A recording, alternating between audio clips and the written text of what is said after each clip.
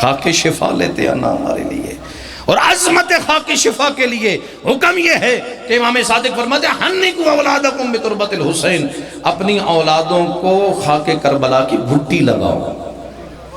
گھٹی، نو مولود بچہ ہو نا، بچہ پیدا ہو تو تمہارے پاس پہلے خاک شفا باقاعدہ تیار ہونی چاہیے، شہد میں ملا کر یا خالص پانی میں ملا کر اپنے نو مولود بچے کو خاک کربلا کی گھٹی لگاؤ۔ کیوں؟ اس لیے پیدائش صحیح تیرے بچے کا رشتہ کربلا والوں سے جڑ جائے، اس لیے تاکہ یہ کربلا کی مٹی تیرے بیٹے کی رگوں میں خون بن کر دوڑتی ہوئی نظر آئے، تاکہ پیدائش صحیح اس کا تعلق کربلا والوں سے جڑ جائے۔ یہ تربیت کا ایک حصہ ہے، باقاعدہ آداب ہے، تربیت کا حصہ ہے۔ ہم حقیقت میں تربیت کے حصوں کو بھول گئے کہ اولاد کی تربیت کیسے کرنی ہے۔ سقراط نے کہا تھا، جب سقراط کو پھانسی دی گئی نا تو اس وقت محاکمہ چلایا گیا، عدالتی حکم آیا کہ اس کو پھانسی دی جائے، تو اسے پوچھا گیا تیری آخری خواہش کیا ہے؟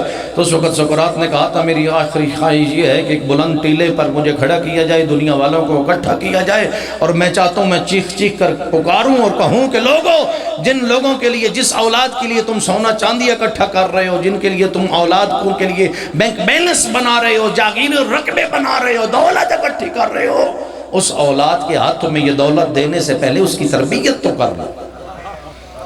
تو اولاد کی تربیت کا ایک حصہ یہ ہے کہ بچے کو گھٹی لگاؤ خاک کربلا کی۔ جس کے بچے کو خاک کربلا کی گھٹی لگے گی نا، اس کے کردار میں ہی حسینی کردار آ جائے گا۔ اللہ اکبر۔ اور یہ خاک کربلا کے حوالے سے ہے کہ اس پر سجدہ کرنا بھی مستحب ہے۔ فرمایا کہ ان السجود علی تربۃ الحسین یتم الصلاۃ وان کان ناقصا، کہا کہ خاک کربلا پر بلند تر صلوات پڑھیے گا، باری دیگر بلند تر صلوات۔ خاک کربلا پر سجدہ کرنا نماز کو مکمل کر دیتا ہے۔ اگر نماز میں کوئی نقص بھی ہوگا نا، اگر خاک کربلا پر سجدہ کیا جائے گا تو خاک کربلا پر سجدہ کرنا نماز کو تمام کر دیتا ہے۔ اور باقاعدہ علامات مومن میں سے بھی امام حسن عسکری علیہ السلام نے بیان فرمایا صلی اللہ علیہ محمد کہ مومن کی نشانیوں میں سے ایک نشانی یہ ہے کہ وہ ایک دن کی مستحب اور واجب نمازوں کو نہیں چھوڑتا، ادا کرتا ہے، 51 رکعت نماز پڑھتا ہے۔ مومن کی نشانیوں میں سے یہ ہے کہ وہ اپنے دائیں ہاتھ پر انگوٹھی پہنتا ہے۔ مومن کی نشانیوں میں یہ ہے کہ وہ نماز میں خود بسم اللہ کو بلند آواز سے پڑھتا ہے۔ اور مومن کی نشانیوں میں سے ایک نشانی یہ ہے کہ وہ 40 کی زیارت کو نہیں چھوڑتا، انجام دیتا ہے۔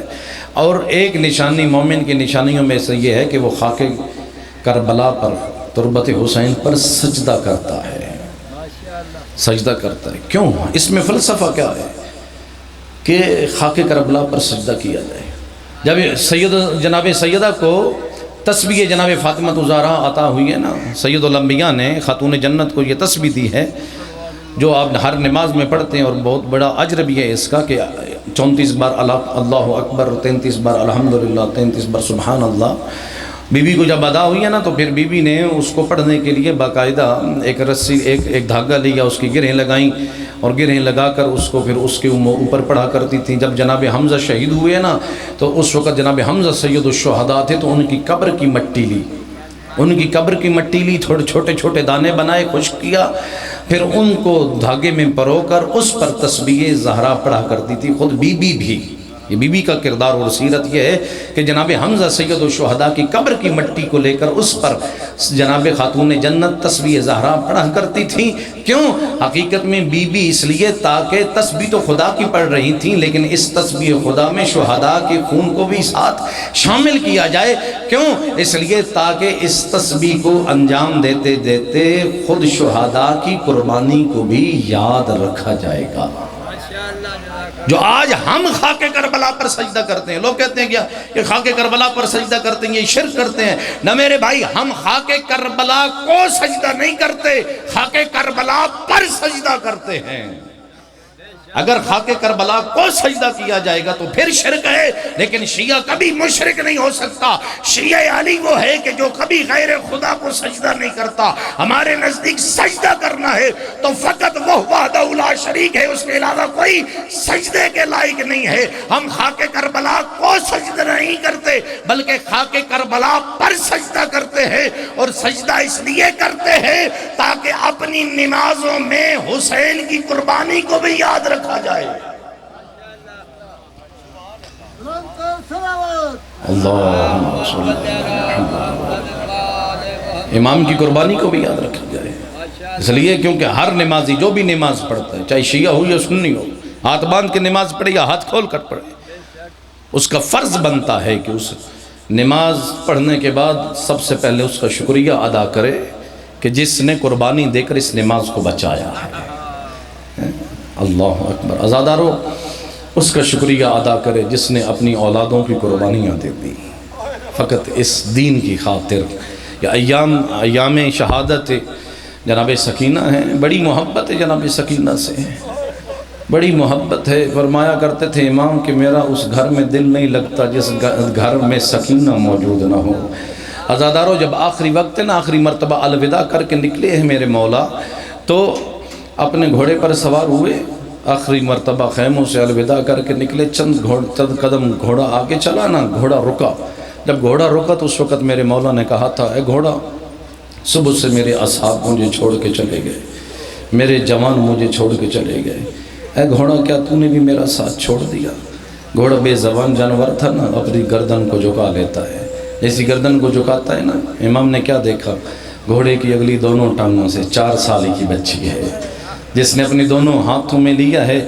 اور جب امام نے جب دیکھا نا سکینہ کو، گھوڑے کی زین سے زمین پہ آئے، اپنی بیٹی سکینہ کو اپنے سینے سے لگایا۔ جب سکینہ کو سینے سے لگایا نا، بی بی نے پوچھا بابا کہاں جا رہے ہیں؟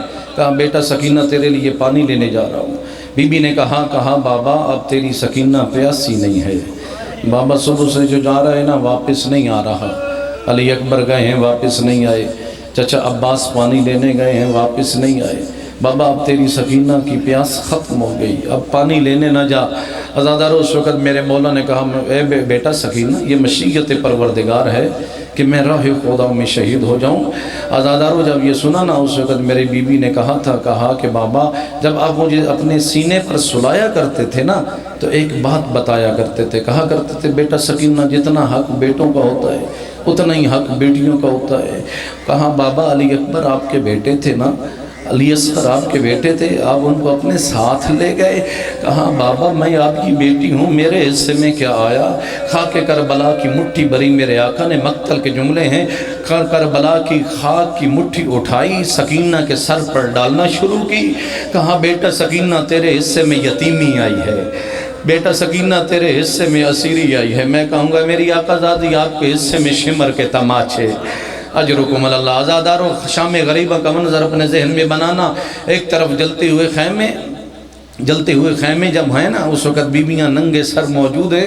ایک مرتبہ جلتے ہوئے خیمے سے بیبیاں باہر آئیں، ایک طرف گنج شہداء میں شہداء کی لاشیں بکھری ہوئی ہیں، ایک طرف ننگے سر بیبیاں اکٹھی ہیں، ایک ٹیلے پر موجود ہیں۔ اچانک جناب زینب عالیہ نے کہا کہ اے بہن ام کلثوم، مجھے ایک مرتبہ تمام بیبیوں کو کہیں کہ اپنے اپنے یتیموں کو اکٹھا کریں۔ عزادارو، تمام بیبیاں اپنے اپنے یتیموں کو اکٹھا کرنے لگیں۔ جناب ام رباب نے کہا، ایک مرتبہ رو کر کہا کہ آقا زادی مجھے میری سکینہ نظر نہیں آ رہی، میں اپنی سکینہ کو ڈھونڈتی ہوں، مجھے سکینہ کہیں نظر نہیں آ رہی۔